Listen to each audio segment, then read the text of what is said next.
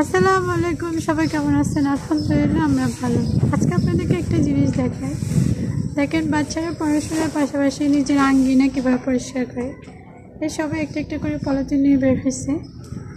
হচ্ছে যে ওরা এখানে খেলে সামারে আসলে। এটা আমাদের বাসার নিচে বলতে পারেন। কিন্তু আয়েশার কাছে একটা আছে, তো সামিয়া ঝাল দিতেছে। সামিয়া হাই বলো।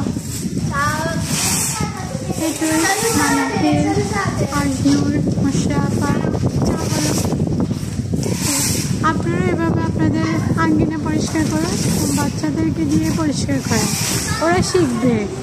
ওদেরকে শিখতে দেন এবং ওদেরকে কাজ করান।